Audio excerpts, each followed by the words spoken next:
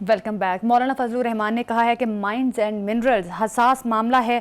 वफाक सूबे के वसाइल पर यकतरफा कब्जे की कोशिश कर रहा है। बुखारी साहब, अब मौलाना साहब की जानिब से भी ये कहा गया है कि ये एक तो ये उन्होंने कहा है कि 18वीं तरमीम की भी मुनाफी कर रहा है ये जो बिल पास करवाया जा रहा है, और ये वफाक इस पर कब्जा करना चाहती है। तो ये किस तरह से आप देख रहे हैं मौलाना साहब की इस रिजर्वेशन को? अगर मैं आपको याद दिलवाऊँ जी कि 26वीं आईवीं तरमीम पर मौलाना साहब ने क्या क्या तलख तकरीरें की थी तो आप हैरान रह जाएंगे। मेरे ख्याल से आपने भी सुनी हुई है, इसलिए आप मुस्कुरा। लेकिन उन्होंने ये भी कहा है कि 26वीं तरमीम पास हुई, 56 क्लॉजेस थी जिनमें 36 क्लॉजेस से पीछे हटना पड़ा। पास हुई कि नहीं, मेरा इस बात हाँ हुई तो जरूर, जाहिर है। ठीक है जी। मौलाना कह रहे हैं ना बार बार कि जी ये बिल लाते कुछ है, उसके पीछे होता हाँ कुछ जी, है, बल्कि यहाँ जी, तक कहा कि उसके पीछे एक काला नाग होता है। जी। और फिर उन्होंने ये भी कहा कि जी ये फाटा का जो इंतजाम हुआ था, हाँ जी, इसमें तो इसके पीछे एस्टेब्लिशमेंट थी और बैरूनी कुव्वतें हैं। देखिए ये स्टेटमेंट जो है ये वेल सोर्स नहीं है।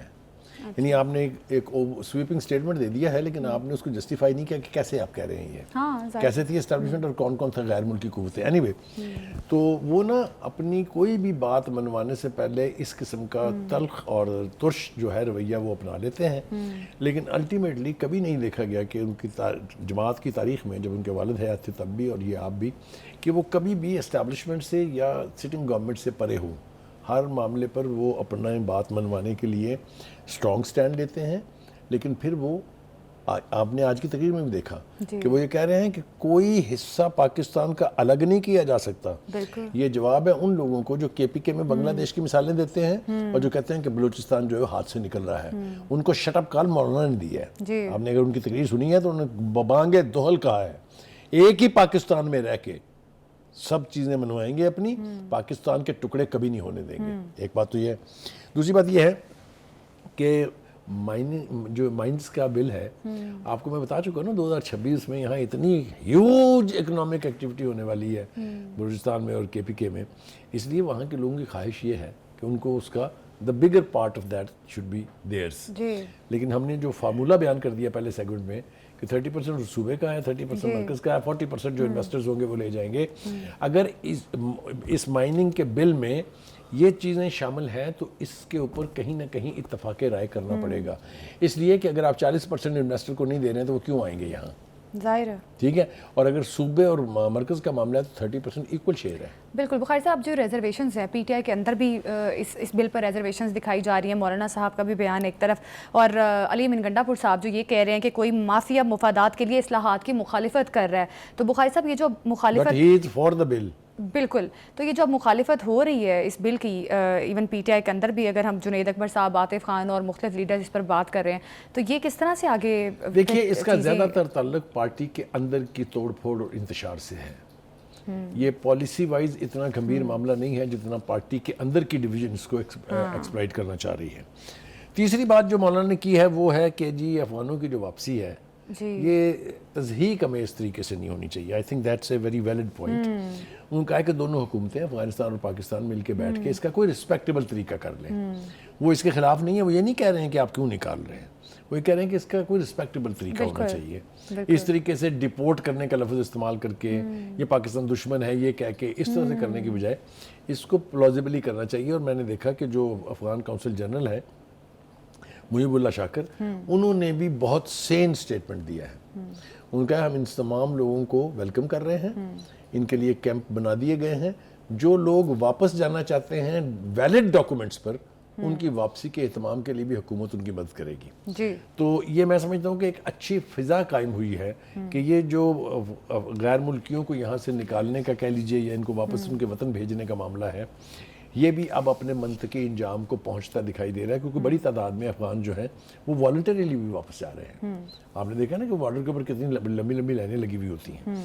अब आ जाइए जनाब, दो और चीज़ें उन्होंने कही हैं वो भी इम्पॉर्टेंट है। उन्होंने कहा है क्योंकि गज़ा जो है has always been very close to मौलाना's हार्ट जी।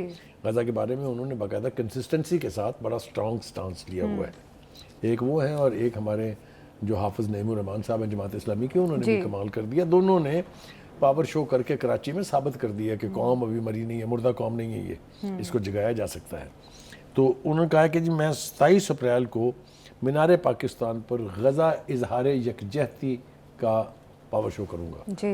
और वो कर लेना। मौलाना जो है लोग इकट्ठे करने के मास्टर हैं, उनके साथ उनके वर्कर्स हैं, और ऐसे वर्कर्स हैं जो पाँव नहीं हिलाते जब तक मौलाना का इशारा ना हो। इसके बाद उनका हम दूसरा मिलियन मार्च करेंगे पेशावर में। तो इस एतबार से भी अगर आप देखें तो काफ़ी एक्टिविटी जो है आने वाले दिनों में हमें मौलाना की तरफ से नजर आएगी। हैविंग सेड दिस, बुखारी साहब, आपने एक्टिविटी की बात की है कि मौलाना की जानिब से, अब मौलाना साहब ने मुख्तलिफ चीज़ों पर बात की है, 26वीं तरमीम, 18वीं तरमीम, फिर ये minerals and mines act 2025। Bukhari साहब, मौलाना साहब ने ये भी कहा है कि हुकूमत होश के नाखून ले, अगर नहीं लेती तो फिर हम आवाम में जाएंगे। तो क्या ऐसा हो सकता है कि मौलाना साहब जिस किस्म की बातें कर रहे हैं, कोई एहतजाज इस पर भी हो सकता है? देखिए, मुझे फिर थोड़ा सा पीछे जाना पड़ेगा। आपको मालूम है कि जो उन्होंने वफाक से यानी कानून साजी करवाई थी और 26वीं तरमीम पे फिर उन्होंने वोट दिया था, वो है मदरसा बिल। हाँ जी, जो अब कानून बन गया मरकज़ में, लेकिन सूबों में ये कानून अभी बनना है। अच्छा। अब सूबों में किसकी हुकूमत है? सिंध में पीपल्स पार्टी, पंजाब में नून लीग, ये दो बड़े सूबे हैं जहाँ बड़ी तादाद में मदरसाज हैं। बिल्कुल ठीक है। और इसके अंदर की पेचीदगियां अगर मैं बयान करने बैठूंगा तो आपके प्रोग्राम का वक्त जो है वो खत्म हो जाएगा। इसमें सबसे अहम इशू जो है वो है फॉरेन फंडिंग का जी, क्योंकि जो बिल पास कराया गया उसमें यह है कि कोई भी उसकी स्क्रूटनी नहीं होगी फंडिंग की। आएगा वो स्टेट बैंक के थ्रू, लेकिन पूछा नहीं जाएगा कहाँ से आया, क्यों आया, वगैरह वगैरह, समथिंग लाइक दैट। मौलाना की ख्वाहिश है ये कि यही बिल सूबों से भी पास करवाए जाए। अच्छा। सूबे बराह रास्त क्यों करेंगे जब तक उनको ऊपर से नॉट नहीं आएगी। तो एक ये बार्गेनिंग पॉइंट हो सकता है कि वो लज्जा तल हो और वो अपनी ये बात अपने मुफादात की वजह से शायद ऐसे स्टेटमेंट दे रहे हो। हर पार्टी करती है, हर सियासतदान करता है, बिल्कुल। तो इसलिए मौलाना के हवाले से बहुत सारी एक्टिविटी जो है हमें देखने को मिलेगी।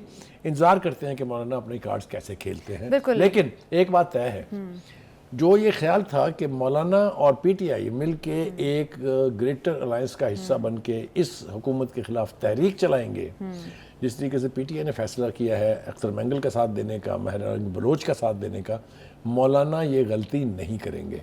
ये मैं आपको बता रहा हूँ। ठीक है। अब देखते हैं कि मौलाना जो बिल्कुल ये इंतजार करना है कि मौलाना अपने कार्ड किस तरह से खेलते हैं। अभी एक शॉर्ट ब्रेक लेते हैं, हमारे साथ ही रहिएगा।